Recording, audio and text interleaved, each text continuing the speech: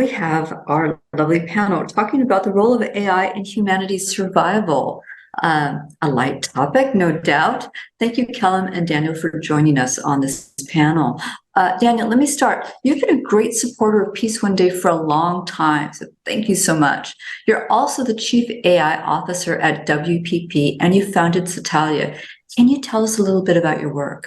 Yeah, absolutely. Actually, I've been researching AI for almost 20 years. My undergraduate, my master's, PhD, postdocs are all in AI, and I'm entrepreneur in residence for UCL, where I help them spin out AI companies. But I started a company about 15 years ago that builds AI solutions for some of the biggest companies in the world, Satalia, and we were acquired by WPP about 18 months ago, where I take on also the role of Chief AI Officer.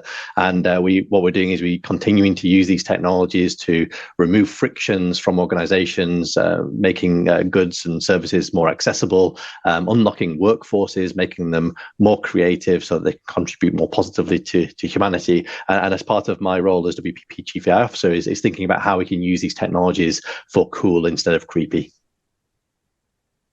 Very good. And Callum, you've written Surviving AI. Could you tell us about the book and your work? Sure. I've been interested in AI all of my life, which is 64 years and counting. And in the last decade, I've done nothing other than write books about AI and give talks about it and read and think about it. Surviving AI goes through, from a layman's point of view, what AI is, how it got to where it is and where it's going. And then it looks specifically at the promise and peril in the sort of medium and long term, and particularly the existential risk of AI, which I do think we should take seriously. And I think it's been brought very helpfully into the foreground by the recent Future of Life Institute open letter. So tell me, Daniel, before we get into the potential role AI can play in relation to our survival, can you talk to us about your concerns in relation to AI and the impact it may have on our destruction? It's a big question, and actually, I've been inspired massively by Callum over the years and his writings around the impact that these technologies will have, particularly on the world of work. And I think there are multiple, I guess, concerns that people have around these technologies. Everything from creating a post-truth world, so not necessarily being able to determine whether a piece of content that you're engaging with is authentic or not, and what challenges that might have in terms of our understanding of reality. We already see these technologies affecting our political foundations with regards to deepfakes and misinformation bots. Obviously, these technologies are phenomenal at being able to increase the creation and dissemination of goods, and the consumption is putting pressure on our planetary boundaries, but I'm a big believer that these technologies will help alleviate many of those challenges that we're facing. There are also interesting challenges around, when AI might cure death, and what impact that will have on society when people realize that other people don't have to die. There's obviously the technological singularity, which is a common theme that I'm hearing through these sessions, where we build a super intelligence smarter than us in every single possible way. And I'm sure that Callum has lots of stuff to think about and contribute with regards to that. And there are also, I guess, challenges around how these technologies can survey us, can understand our behaviors, and then manipulate us to make decisions to better organizations or governments, and we need to mitigate some of those powers of control. And finally, obviously, the impact that these technologies will have on jobs. Callum is a global expert in this. I'll defer to him. I think that certainly over the next 10 years, I think we're going to see a blossoming, a booming of the impact that these technologies will have for the positive. I think it's hard to predict what will happen beyond that, but people like Callum have been thinking about this for a long, long time. Oh, wow. Callum, so you've been teed up. Yes. So what is the fundamental issue that you see that needs to be considered by those developing AI to ensure humanity's survival? And, there's the whole stack of issues when we're talking about humanity's survival, because I'm also thinking about the planetary survival as well. I'm very interested in your insights on this. Well, I had to start by thanking Daniel and putting that slightly in context. I mean, he's very, very kind. But all I do is write about this stuff. He's actually using it and enabling clients to have better businesses as a result of it. And now he's Chief AI Officer for WPP. So, Dan, I'll right back at you. If you're talking about survival, then really we're talking about the existential risk of future artificial intelligence, which is often known as the technological singularity. And that's the point where we create or we develop an AI which has all the cognitive abilities of an adult human, artificial general intelligence, AGI. Now, because machines can be improved in ways that our human brains can't be improved, the AGI will go on to become a superintelligence. Now, we don't know when we will create AGI, and we don't know absolutely for certain that we will, but there seems to be no reason why not, unless there's something magical going on inside our head, and I mean literally magical. And we also don't know if and when we create an AGI, we don't know how long it would take for that to become a superintelligence, by which I mean a machine which is much, much smarter than the smartest human, 100 times smarter than Einstein, 1,000 times, 1,000,000 times, 1,000,000,000,000 times smarter than Einstein. It's extremely unlikely that human intelligence is the peak of possible intelligence. If and when we create a superintelligence, we become the second smartest species on the planet, which is an uncomfortable place to be. At the moment, chimpanzees are the second smartest species on the planet. There's a few 100,000 of them. There's 8 billion of us. And their future is decided entirely by us. Chimpanzees have no say in whether they survive as a species or individually. It's entirely down to whether we choose to let them. They have the good fortune that they don't know about that. If and when we create a superintelligence, we'll be in the analogous position, but we will know about it. And I think what people like Stephen Hawking, Stuart Russell, Max Tegmark have been saying for years is right, in that when that happens, it will either be the very best thing ever to happen to humanity or the very worst thing. Very best in the sense that if you have, say, a big sister who is 1,000,000 times smarter than you, she can solve your problems. And a creature 1,000,000 times smarter than us could, as Daniel said, probably figure out how to stop us dying, how to stop us aging and dying. It should be able to figure out how to stop war and how to stop poverty.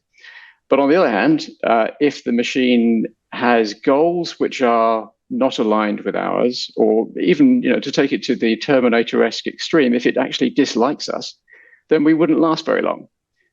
Goals might be different from us in ways that aren't malicious, but it might think, for instance, the planet would be better if there was no oxygen on it because it preferred not to rust.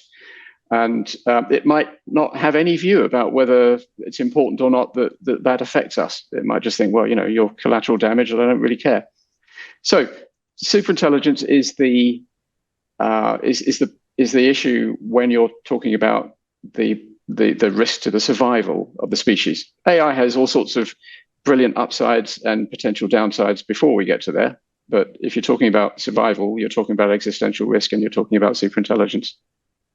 Are people going I am so excited about the possibility of all these things. Let's go. Let's do this. Well, quite a lot of people are, because quite a lot of people like the idea of stopping aging and stopping death and stopping war and poverty. And, those are clearly good things.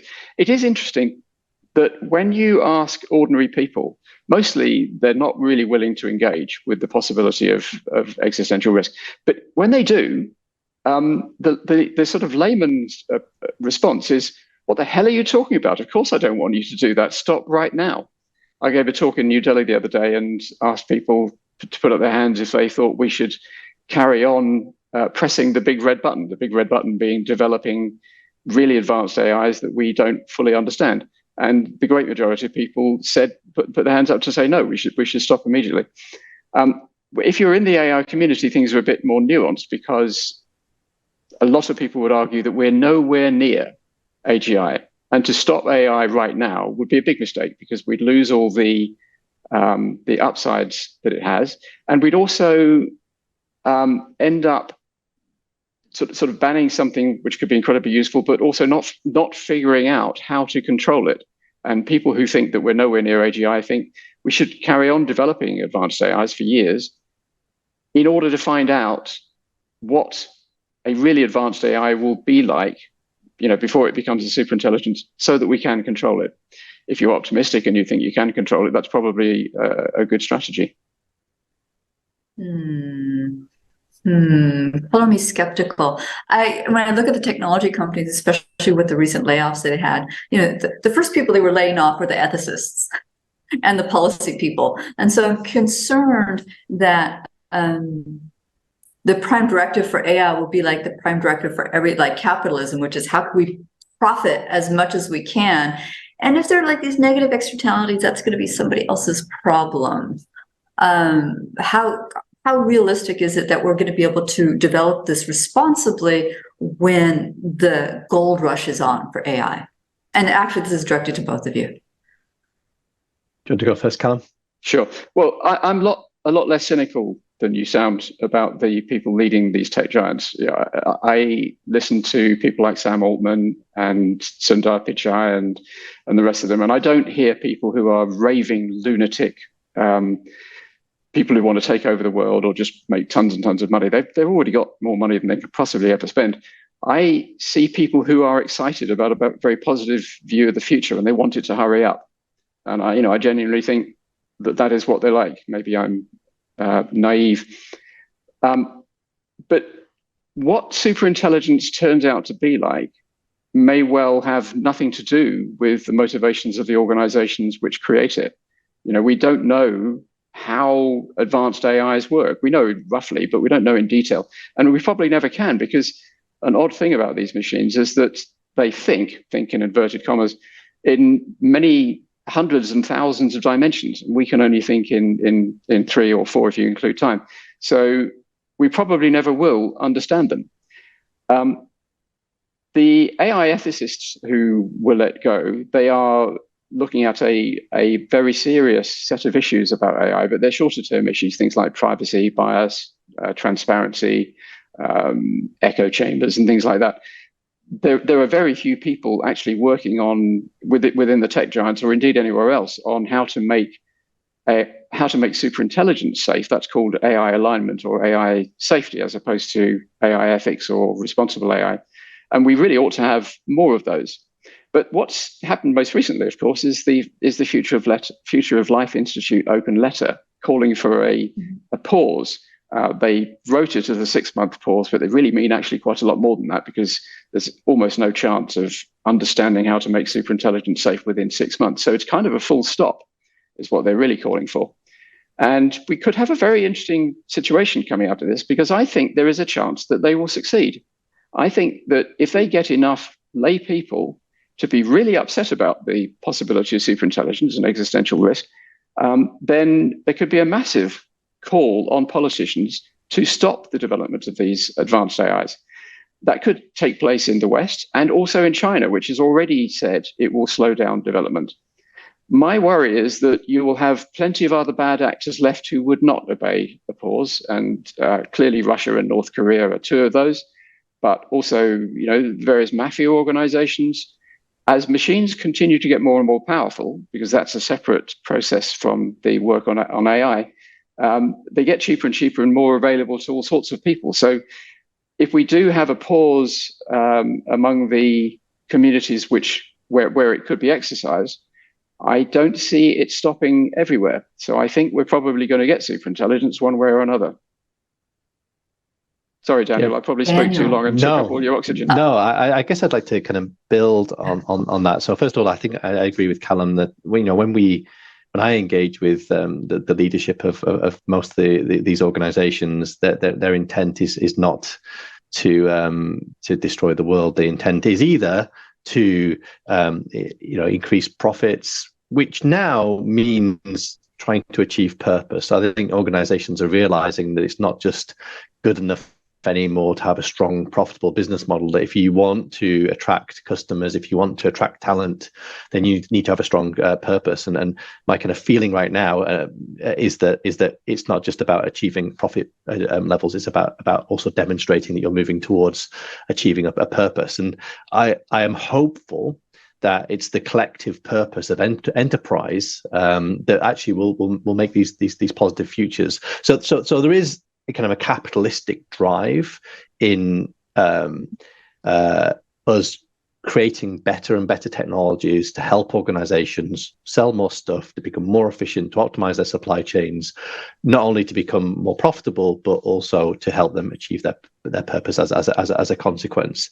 There's also the intent of some organizations to build AI to try to ultimately make the world better. So the stated intent of DeepMind is to solve intelligence, and the aspiration is to use that power to try to make the world better. And I can't really comment on the ethicists that have been let go in these organizations. Kind of from what I understand is that these organizations actually have hired a huge number of people over the past several years, and the amount of layoffs that are happening are actually significantly less than the number of people that they've hired.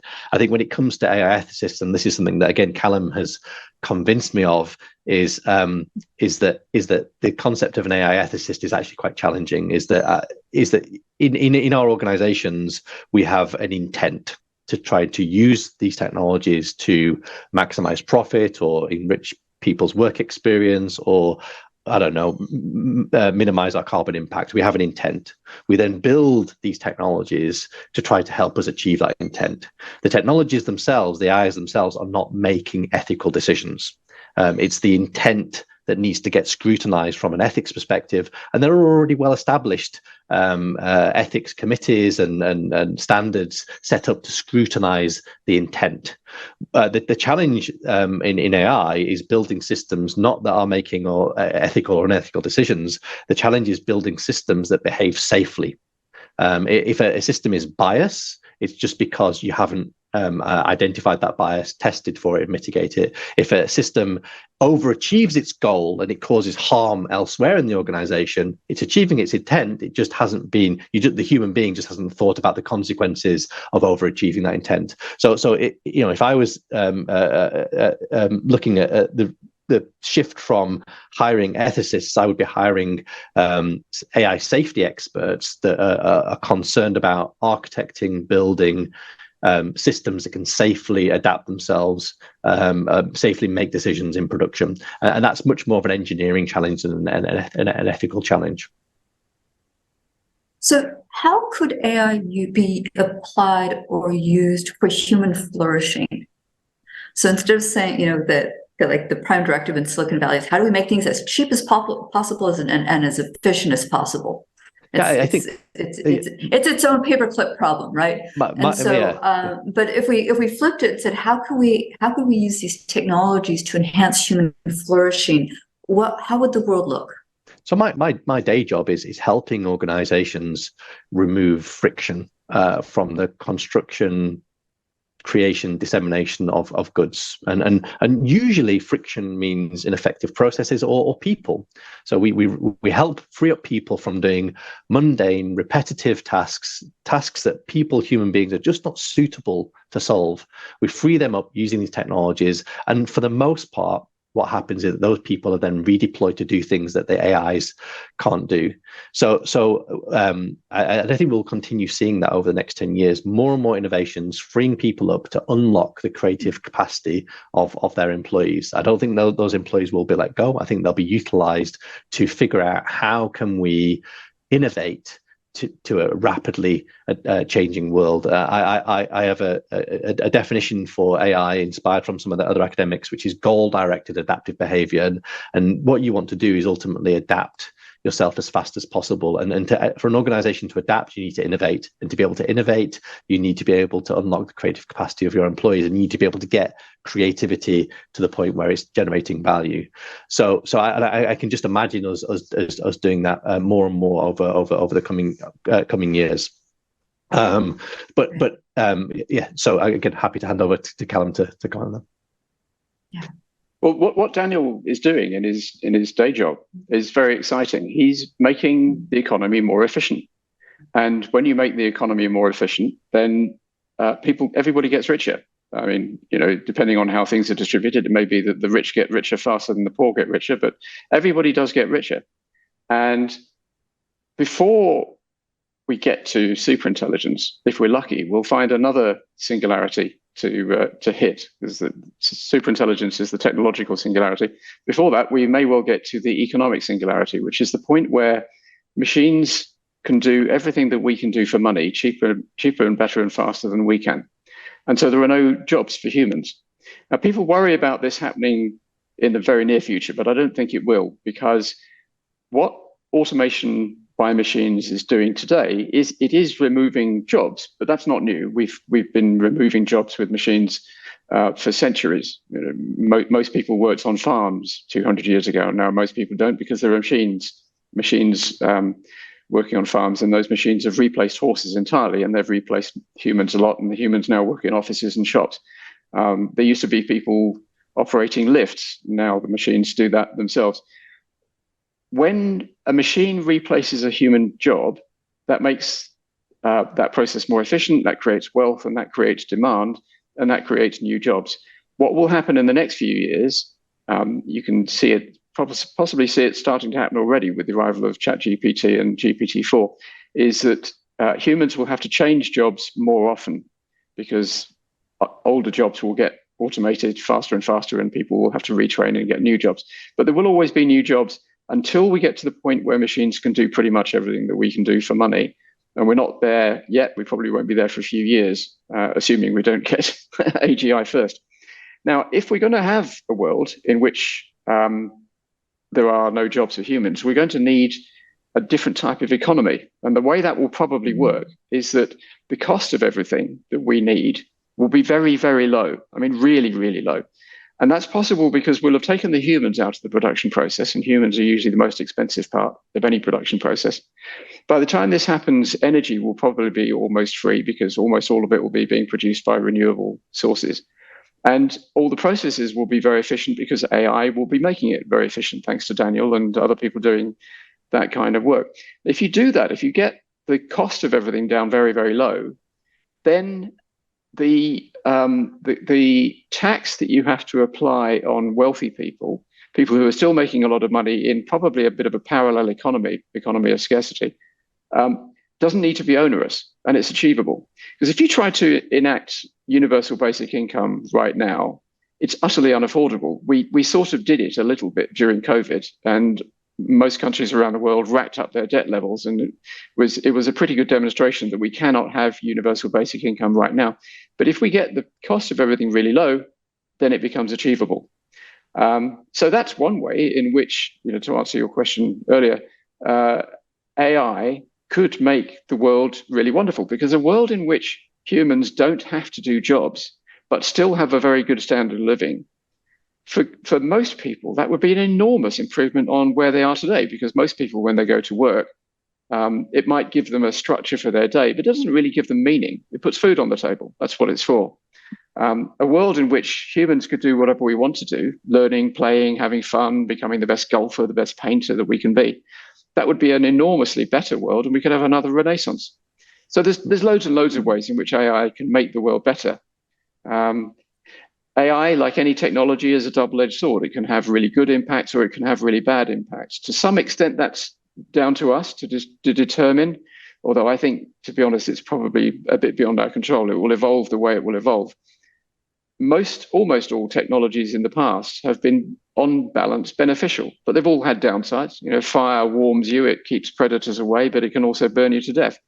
So AI is just the most powerful technology in a whole series of other technologies, which can have good effects and bad effects. I'm just to echo that. I'm an advocate of this concept that Callum is talking about, which I think is a concept of abundance, that we're able to reduce the cost of goods that we depend on down to almost zero, and create a world where people don't have to necessarily work to feed themselves or educate themselves or access energy. I believe that these technologies can be used to create that world. Now, going back to what Callum said, when I say that to people say to me, Daniel, what would I do if I didn't have to work? And my response is, I know lots of people that don't have to work, and they're not sitting at home bored and depressed. They use their time and their assets to try and contribute positively to humanity. If I asked you and the audience, what would you do if you didn't have to work? And I asked lots of people this, you'll say, oh, maybe I'll go traveling, and I'll indulge in my hobbies, spend more time with my family. And if I keep pressing people, they usually say, I want to do something that makes the lives of people or animals or the world better. And I personally believe that we could reach a situation where we unlock the creative capacity of all of humanity by creating a world of abundance, and enabling them just to contribute positively to the rest of people's lives. So, Daniel, what inspirational AI technology do you see out there that gives you hope for the future of humanity? I don't believe there is a single kind of AI technology. I think that over the past 10 years, the kind of convergence of data, cloud, new advances in algorithms means that we're able to do very interesting things in organizations, even basic task automation using very simple algorithms to automate repetitive tasks is having a huge impact on organizations. The AI community might turn their nose up at these basic solutions, but the reality is that they can drive a huge amount of value. Obviously, generative AI has become extremely popular, and it now enables everybody to generate content. Unlocking the creativity of people. I've got lots and lots of thoughts about that. Obviously, with my WPP hat, because I think WPP generate something between a quarter and a third of the world's content. So content generation is something that is very exciting for me. There's the kind of replacing of the human being by something that looks and feels like a human being. So again, freeing people up from mundane tasks.